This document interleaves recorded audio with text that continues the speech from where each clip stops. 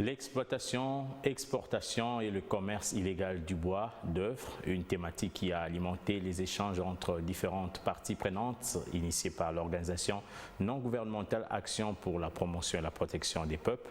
Cette rencontre a aussi présenté le rapport d'étude des cas sur l'exploitation et l'exportation du bois réalisé dans les provinces de l'Équateur et de la Mongala. La traçabilité de l'exportation, l'exploitation et de la commercialisation du bois d'œuvre dans les provinces de la Mongala et celle de l'Équateur en République démocratique du Congo, telle était la substance du rapport d'étude des cas sur 6 problématiques présenté ce mercredi lors des échanges organisés par l'organisation non gouvernementale Action pour la promotion et protection des peuples et espèces menacées et ses partenaires. Des résultats rendus publics après une observation indépendante. Dans le rapport, il y a des faits qui viennent d'être présentés.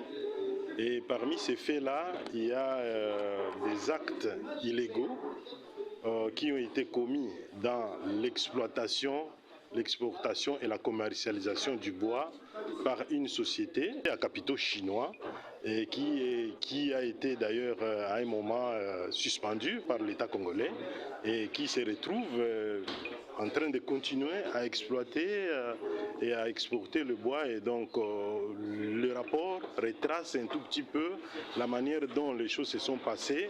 L'illégalité autour de l'exploitation, l'exportation et de la commercialisation du bois d'œuvre congolais, un handicap décrit par tous les acteurs du secteur et qui nécessite un accompagnement de taille. La Fédération industrielle du bois promet un travail de taille. Ce que je déplore, c'est l'absence même des accusés. Ils ne sont pas là et on ne peut pas aller trop loin. Mais voilà quoi. Bon, vous savez, il y a tendance aussi à l'exagération, dans ce sens que tout est noir là-bas, déforestation, corruption, tout ça. Mais ce sont des aspects sur lesquels on est en train de travailler.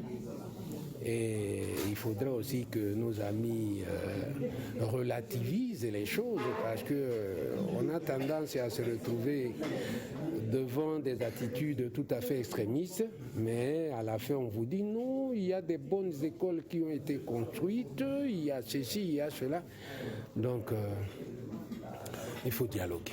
Le respect des lois par les exploitants reste le maître mot pour bien réglementer le secteur. On a fait beaucoup de lobbying, on a échangé avec la société afin de les pousser de respecter la loi du pays, mais en vain.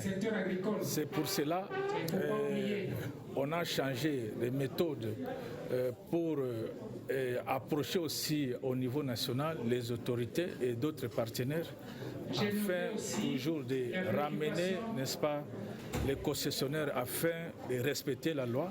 Outre le partage d'informations autour de cette problématique, de recommandations ont été formulées afin de redresser ce secteur aussi important pour le trésor public.